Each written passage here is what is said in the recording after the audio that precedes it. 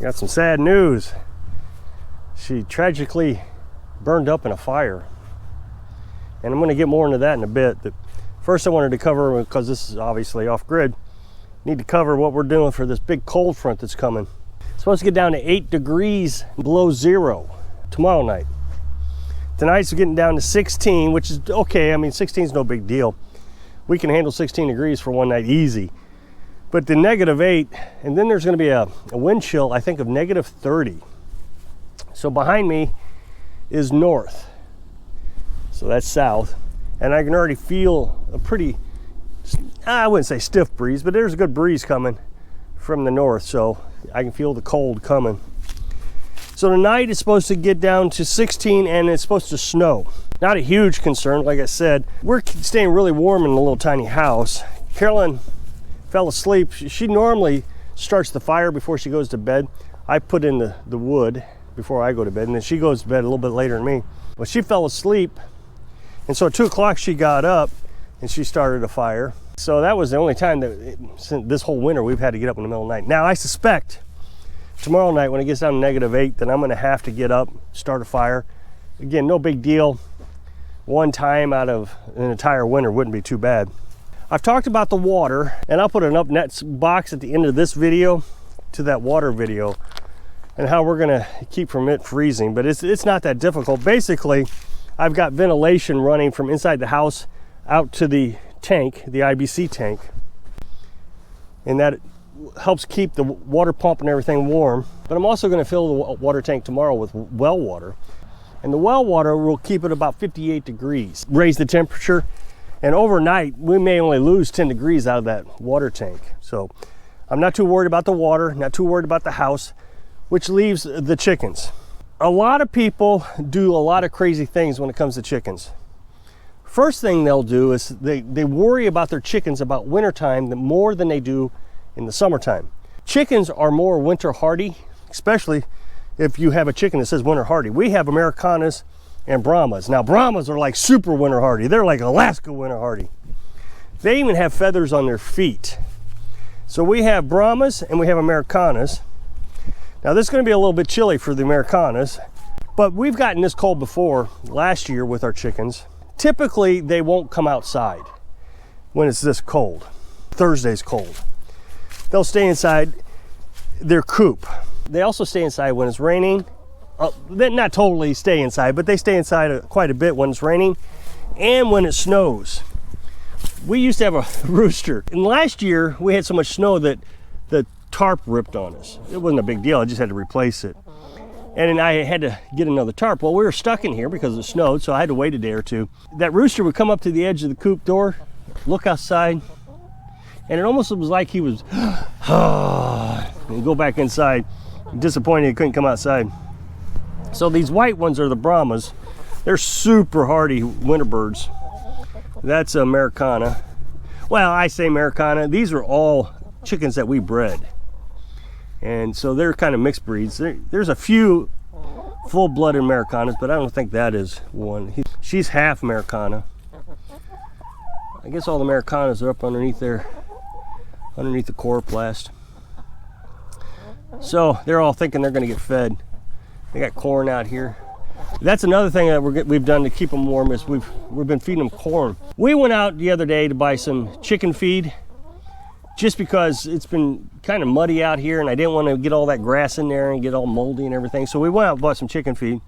Well, while we were out, we thought we'd get them some corn because corn helps keep them warm. Now think about corn. Anytime you want to fatten your animals up, you stop feeding them regular feed right before butcher time, and you feed them corn to fatten them up. Well, corn's sugar, it's carbohydrates. That's all it is sugar. So not only are they getting fat from the sugar, which will help keep them warm, the sugar, the burning of the sugar helps keep them warm. Now cracked corn is the easiest to feed them. I learned recently though that they will eat whole corn. I didn't know it. Carolyn argued with me and finally I looked it up on Google and sure enough they'll eat whole corn. We weren't sure how much of the sugar they were getting out of the corn with it not being cracked up. So Carolyn's been grinding it. Well, I mean, I helped too, grinding it with the meat grinder. And it's a little bit tedious work. But the reason we got the whole corn was because it was cheaper. It was $3 cheaper per bag to get the whole corn versus cracked corn. So we're saving money by grinding it up, and it gives it a little bit of exercise. Well, what was interesting is Carolyn thought, man, this is awful powdery. They're going to waste a lot of it. So we're not really saving them money if they're just not going to eat it. So she made cornbread out of it. She took some flour. Since we've become carnivores, we don't eat flour anymore. She took the flour and some eggshells to give them calcium, and that powdered corn. She's been sifting it, and she made cornbread, and she's been feeding them cornbread. So a lot of sugars, a lot of fat. So that's good. So that'll keep them warm. Here's the thing: is people are telling me that we have to put a heater out here. Well, you live off grid. How are you going to get a heater into your chicken coop? Like I said, we've been through this before. It's not a huge issue. Putting a heater in your coop is very dangerous. More birds die from putting heaters in your coop than any other issue. Chickens rarely freeze to death. I mean, they can. So in the summertime, people don't seem to be concerned with chickens. More chickens die in the summertime than they do in the wintertime. Chickens have a hard time getting cool. So what they do is they dig holes in the ground. They try to stay cool by sitting in these holes, and you just got to make sure they got plenty of water. It is tough keeping chickens cool in the winter. Now, we had some meat birds the first year we did chickens. You may remember if you've been with this channel for a while. And I was giving them daily baths. I was putting not cold water, not cold well water. What I would do is I'd fill a bucket. I'd fill the buckets up the night before, and then when the temperatures got up to 90 or 100 degrees the next day, I'd put the chickens in there. Well, the water had time to warm up. I wouldn't want to put those chickens in there and just shock them, 58-degree water. So I let the water warm up, put them in there, and then that water would help keep them cool. It worked pretty good, but that was a lot of work. But with the meat birds, they would have died pretty quick. So people put heaters in their chicken coops, and it's very dangerous. We just had a neighbor, and I said this at the beginning of the video, she died tragically. It's very sad.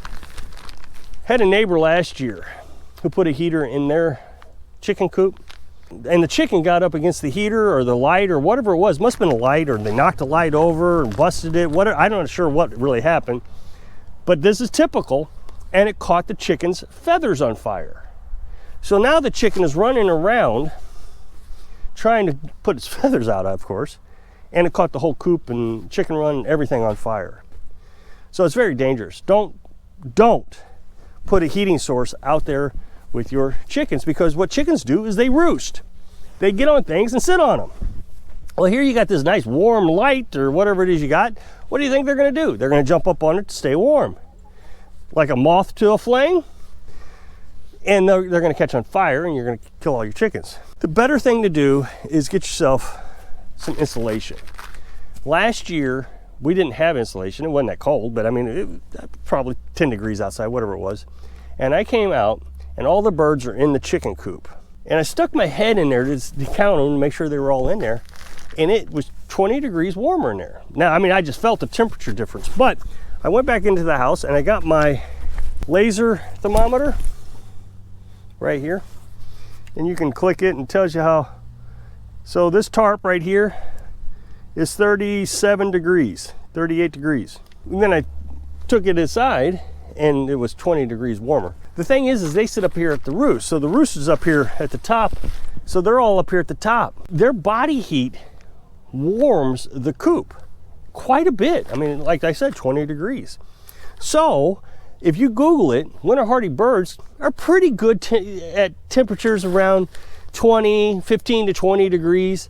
They can do pretty good. I mean, it gets a little colder than that, and then they start to struggle with it. And so we had to figure out how to insulate this. So we have this old, I don't know, blanket. We used to keep it in the camper when we were traveling the country.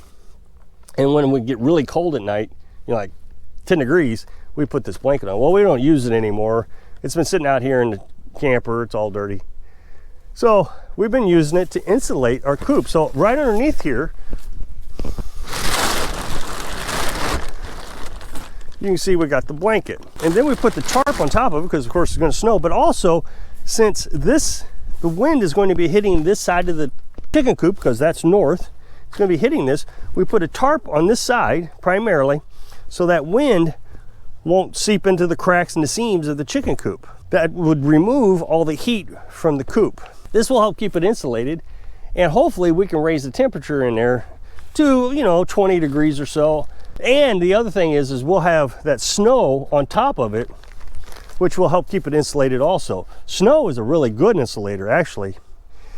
Then tomorrow, right before it gets cold, we're gonna line the floor of the chicken coop with our last bale of straw. And the reason we're waiting, not doing it early like we did with this, is we don't want them going to the bathroom all over it tonight, making it wet and yucky and causing the problem that we're trying to prevent, which is frostbite. We don't want these chickens getting into that and getting frostbite. Now, I'll have to come down every couple hours and give them fresh water. Now, we have these little battery operated lanterns that we use to light the house. We got 3 of them, and I will take one of them, bring them down here. The thing I have to be concerned about with that is cold weather will make the batteries not last as long. So when I change out their water, I'll change out the light. And it's only for a day. I only got to worry about this for a day because the next day it warms back up to 16 degrees, which is quite tolerable. I don't have to worry about 16 degrees. We've already been down to that temperature. They did fine. But with that battery operated lantern, it doesn't get hot. It's LED lights. They won't burn the place down. Now, we are going to lock them inside the chicken coop tomorrow. It'll be the first time that these chickens that we've ever locked them in. Somebody's going to complain. Somebody's going to say, oh, that's just terrible. Why would you do that? Well, I would rather lock them in for one day and make them suffer for one day than have them freeze to death.